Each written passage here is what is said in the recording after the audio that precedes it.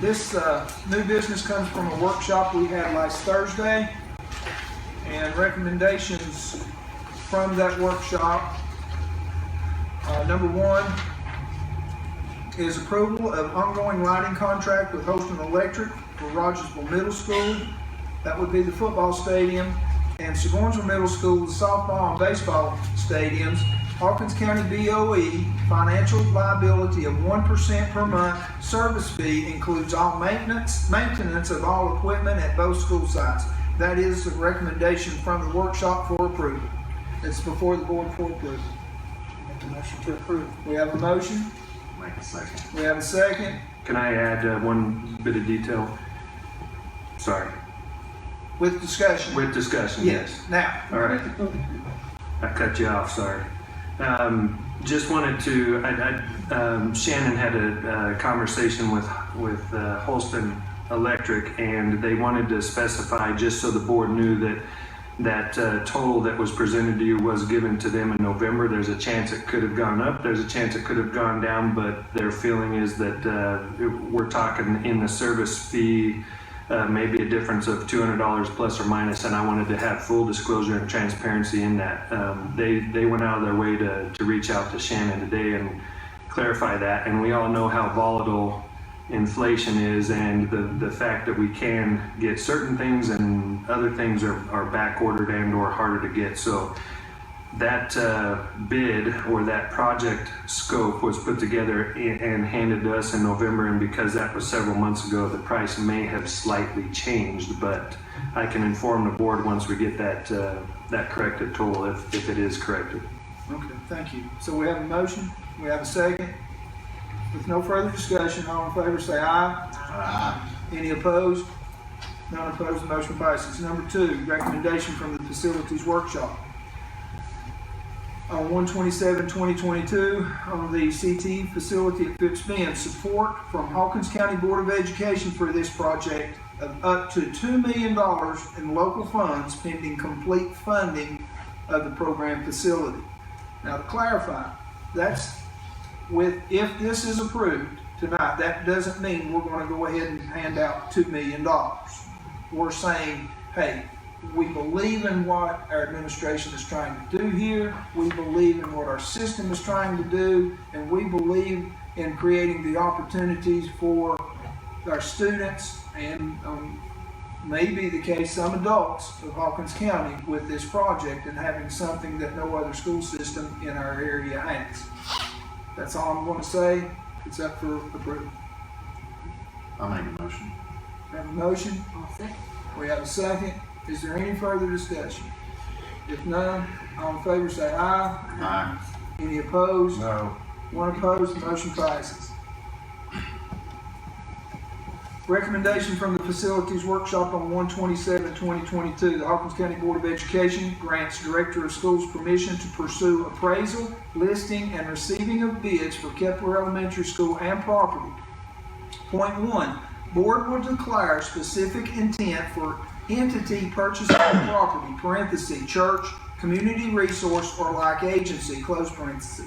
Redeploy QSCB outstanding amounts to another qualifying project within Hawkins County Schools. Now, at this point, if you could give some clarity to redeploy QSCB outstanding amounts to other schools.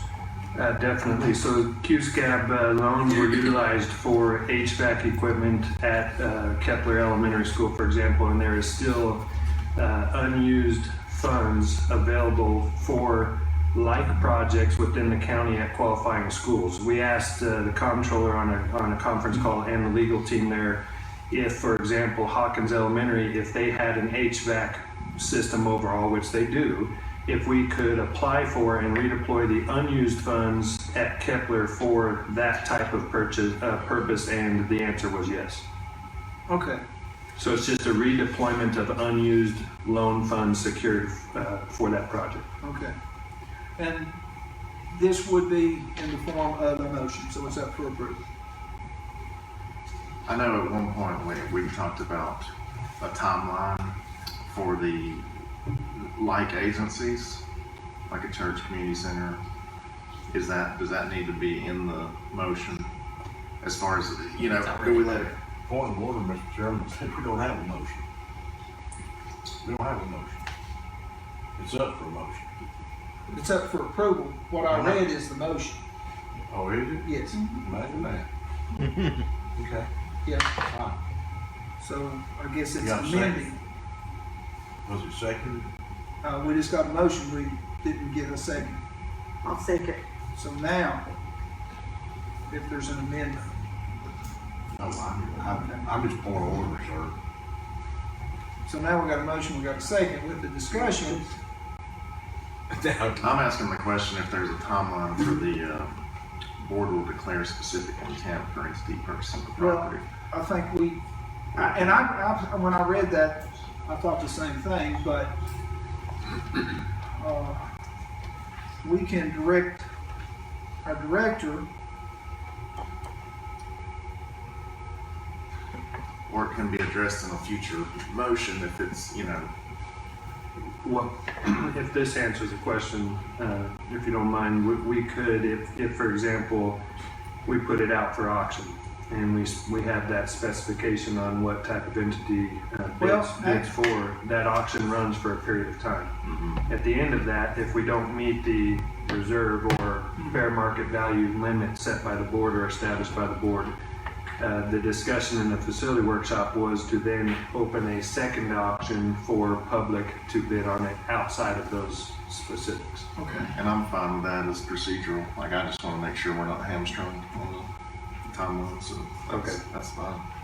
And I will keep the board updated as I get into the process. If I'm given the green light to pursue this process this evening, then what I would do is present a timeline for appraisal, listing, and how long that listing stays open, or the auction, if we go with the auction, stays open, and then the closing of that. So we would have that in the timeline. Because would we not as a board have to come back and receive this information when you get the appraisals and determine a minimum bid? Absolutely. Yes, that's part of this process that I need the green light on. But this will get you started. Yep, and I would not proceed with listing the property until the board has taken that information and made a determination. Correct. Correct. Any further debate? If none, all in favor say aye. Any opposed? None opposed, motion passes. Number 4, recommendation from the Facilities Workshop 127-2022. Allow Hawkins County Schools to utilize McPheeter's Elementary School for the remainder of 21-22 school year and 22-23 school year. The school will be utilized for the upper end of the county. Examples of usage: Pathways Alternative School, upper end site, not moving Pathways from Rogersville, having a location at both ends. Hawkins County Virtual Academy, upper end site, again, there would be 2 sites within the county. Family Resource Center, additional space, and that could be where we have some staff do time at McPheeter's Bend and Rogersville.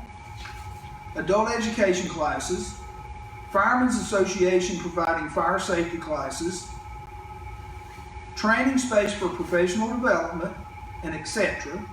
No additional staffing will be required for these uses. The Director of Schools will update the board on the benefits of utilization of the school in the spring of 22-23 school year.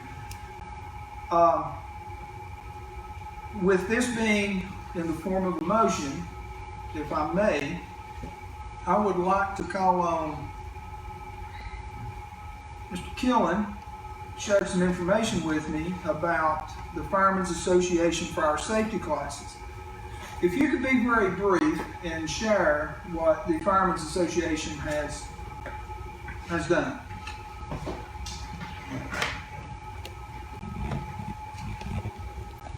That's a very, very difficult chore, Mr. Chairman. The Firemen's Association has been very active the last year and a half in procuring additional equipment, fire apparatus, tools, and protective clothing, and also in training fire personnel. Just this week, the Tennessee Fire Commission approved 3 fire chiefs, 2 in East Tennessee, to train and certify fire instructors and fire officers 1 and 2. This is a real benefit to Hawkins County because our 173 personnel covered by workers' compensation are not able to go to the State Training Academy in Bell Buckle because of the cost. So the Firemen's Association has purchased textbooks, equipment, and we've worked very diligently at getting this training into the system. We've also conducted Zoom training sessions where we were able to bring in nationally recognized experts on various topics to have discussions with local folks how we can improve fire protection in Hawkins County. Did that cover what you were looking for, sir? That is no cost, the training is no cost to this system. The instructors are no, let me rephrase that. The instructors are no cost to the system. That's correct. These instructors volunteer their time, and there's no salary or benefits or any remuneration for these instructors. All right, and if our students go through this program, they get a certificate from the state? They will get a certificate, and in some cases, they will get certificates of certification from the International Fire Service Accreditation System, as well as the National Professional Qualifications Board. And any student with a firefighter 1 and 2 certificate is eligible for employment in a number of locations throughout the state of Tennessee. Thank you. Sorry to put you on the spot like that, but I felt like that was some information that the board and community needed to hear. Thank you. So, that's it. That's in the form of a motion as to what I read, and it's up for approval. Okay. We have a motion, we have a second. Is there any further discussion? I got a question. Based on all of the, whatever we have agreed to do with these 2 schools in closing them, in doing this, as I understand, we closed Keplar and McPheeter's being on the same principles of the lack of student enrollment and facility repair needs. Are we going to be liable to repair this building and those facilities if something happens to them? Because in the paper it said there's already some leaks in the roof, and the roof is running at the end of its lifespan. Like So every roof we have in the county, but here's why I'm looking at it. We're not going to be utilizing the kitchen, and that's where we do have a leak in the kitchen. But the rest of the school is sound. The roof is in not dire needs for the next 5 years anyway. I don't know. I've not been on it. I haven't seen it. I've been in the school when it was raining. I have toured the school. It is not leaking other than in the kitchen. We've got a new bathroom. The septic system is functioning appropriately. We've already got the electricity and to keep the heat on at both schools. Water has been shut off at both schools. But as far as us, that's why, let me explain, see if I can get my point across. That's why we're looking at this for the next year and a half. In the next year and a half, to see what kind of opportunities we can create, not only for the east end of Hawkins County, for our students and the parents and the taxpayers. Because we've got a facility that's got some use left in it, although not an elementary school, because of our student numbers. But creating opportunities is what this Board of Education is here to do. I think that's what a school system is to do. We teach reading, math, science, history, and everything else. Without teaching these things, we can't provide those opportunities. So when you have a functional building that minimal cost to try to create more opportunities and benefits for our citizens and students, it only makes sense. But we have put a timeline to it. If it's not effective and it's not providing the opportunities that we hope it will, I'll sit right here and tell you now, at the end of in the spring of the 22-23 school year, if that doesn't happen, then this board will take action. That's it in a nutshell. we theoretically need some type of a monitoring schedule just to see how much activity Well, it's goes on in here, that it's in building. here. The director of schools will update the board on the benefits of utilization of the school in the spring of 22. Well, I'm talking about ongoing. We can Ongoing. ask for that at any Yeah, time. I think that's something that needs to be ongoing, so we can assess that ourselves as we're going And forward. we can. And make sure that we get, that if we're gonna spend the money to keep the lights on and the water on and all the other things that must be done, the yard mowed and the hedges clipped and, you know, whatever else, but, we're not gonna do any kind of expansion inside or out, right? No, That's correct. no. Okay, that's, Utilization of the classrooms. Okay. And that's a great point.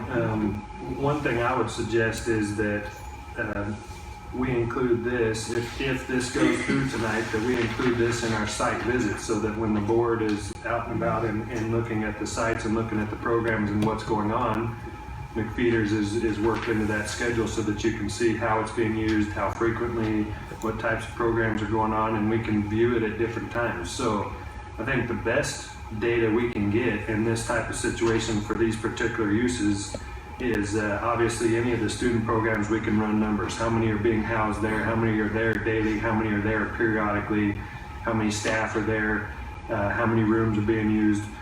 But beyond those types of hard figures, I would suggest that the board come by and visit those programs that we're utilizing the site for and see them in action. And I like that. I like that. I have one other thing. When we were up there at McPheeter's Bend, when we were discussing closing the school, now I don't know anything about this, I don't know anything, but as I understood it, on the north side of the school, the access road is on the property of the people that owns the property beside of it. And I did There's an check, easement, I looked into that myself just a little bit, and that's an access road to just the ball field. Right.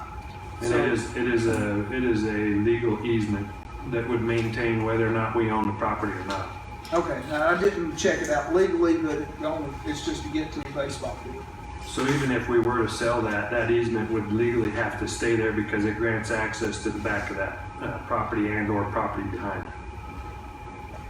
I was just told that by the landowner beside of it. No, Yeah, that is property correct. beside the school. That is correct, and that is a good point to bring up. Shannon was able to check into that too. Okay, so, But an easement doesn't void ownership of the property. No, it just has to stay in place because it grants access to a property that's otherwise inaccessible without the easement. it follows the deed. It follows, an easement will follow the deed. Like if I have a piece of property and You have an easement on it. and it's, Now, an easement and an egress regress are two different things. easement follows the deed. Yeah, an egress regress is two, and an easement is different. My understanding is it's a legal easement right now. Okay. Okay, so we have a motion, we have a second. No further discussion. Ms. Jennifer called the roll. No. No. All in favor say aye. Any opposed? No. One, two opposed. That's 3-2, the motion passes. Huh? You gotta have four for it to pass. We got a quorum. Good. It's majority. I don't think so. Of those present, I believe. We got a quorum. It's a majority of those present in the quorum, if the quorum is reached. But I can double check on that.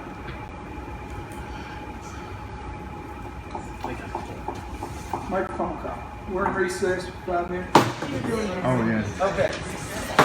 We're back in session now. Thank you for being patient, because we need to get this answered.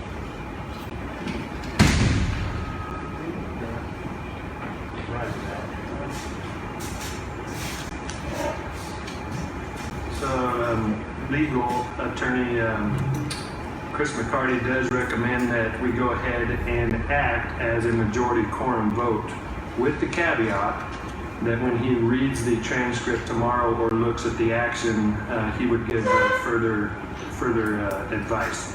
He said that it may be, depending on the specific action, and he was in the middle of something, but when he looks at the specific action, it may be that we do need a majority of the full board. But he said since the board has acted and the majority of the quorum voted, he said that it can be recorded as such with the caveat that it may need to be brought back in March and re-voted on with everybody present. Okay. Because I know there are state laws that say that. Well, Depending on I the would type of rather action. get it right Yeah, there are now. state laws that say that you have to have a majority of the full board. Okay, so tentatively, it's approved, but we'll let our attorneys look into it. If we need to come back in March and revisit this, we will. Anything else before this board? Motion to adjourn. We're adjourned.